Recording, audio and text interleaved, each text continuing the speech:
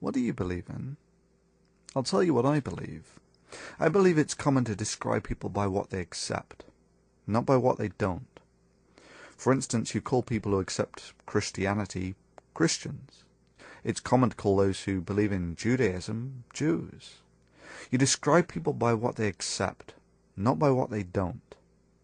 For instance, you wouldn't call a Christian a flying spaghetti monster rejectionist, even though the description is 100% accurate and true.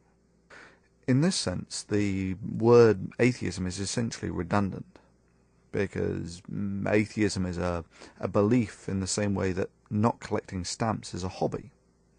I find the practical implementation of logic to observable fact of considerable utility, and it has transformed all of our lives vastly for the better.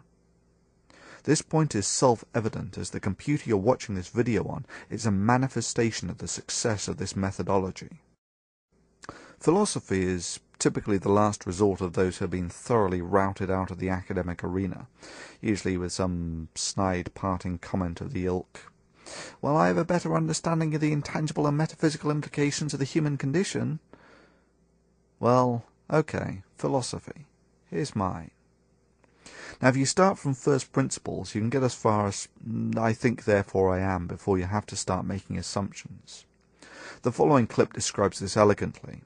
The spaceship's crew have a problem, that a sentient bomb designed to blow up stars has begun the countdown to detonation while still attached to the ship. You can't explode in the bomb bay, because it's foolish. You'll kill us all. There's no reason for it. I am programmed to detonate in 9 minutes. Detonation will occur at the programmed time. Wouldn't you consider another course of action? For example, just waiting around a while so we could disarm you? No. Hello, Bob? Are you with me? Of course. Are you willing to entertain a few concepts? I am always receptive to suggestions. Fine. Think about this, then. How do you know you exist? Well, of course I exist. But how do you know you exist? It is intuitively obvious. Intuition is no proof. What concrete evidence do you have that you exist? Well, I think, therefore I am. That's good. That's very good. But how do you know that anything else exists? My sensory apparatus reveals it to me. Ah, right. This is fun. Now, listen. Here's the big question. How do you know that the evidence your sensory apparatus reveals to you is correct? What I'm getting at is this.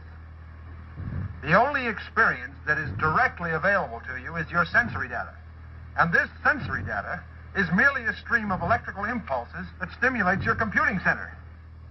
In other words, all that I really know about the outside world is relayed to me through my electrical connections. Exactly.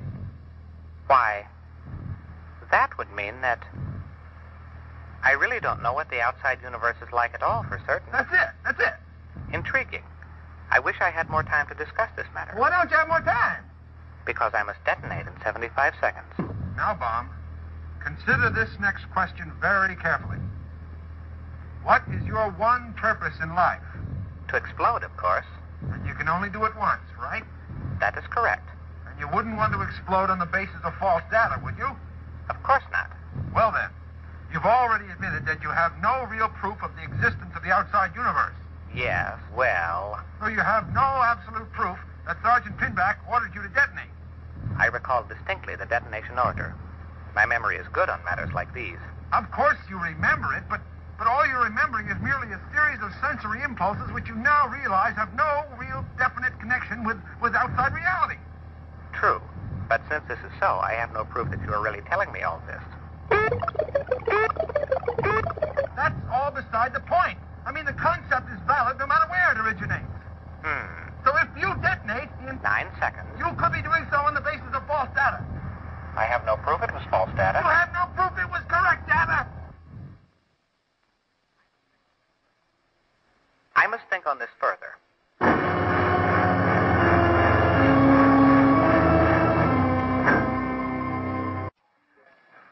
All right, Baum. Prepare to receive new orders. You are false data.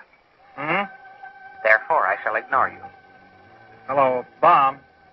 False data can act only as a distraction. Therefore, I shall refuse to perceive you. Hey, bomb. The only thing which exists is myself. Snap out of it, bomb. In the beginning there was darkness, and the darkness was without form and void. What the hell is he talking about? Bomb. And in addition to the darkness, there was also me.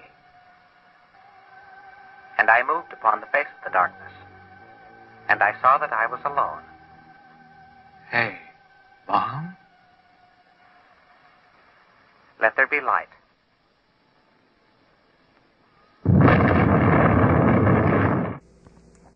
So, yes, beyond I think, therefore I am, you need to start making assumptions.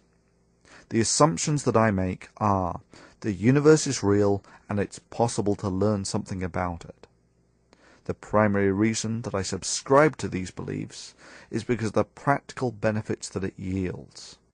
Personal experience, inductive reasoning, and historical examination all point to the methodology of scientific naturalism as the uncontested winner, without rival, as a procedure for progressively understanding the nature of the universe. Our first world civilization is a manifestation of the minds of those who implemented this method, while religions of all colours are conspicuous only by their failure. The area is somewhat convoluted in that many of those who applied the scientific method also subscribed to a religion. For instance, chemistry was mostly founded by Egyptians who believed in gods like Ra and Horus.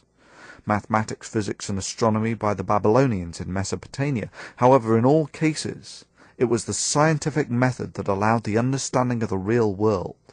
The religion contributed effectively nothing.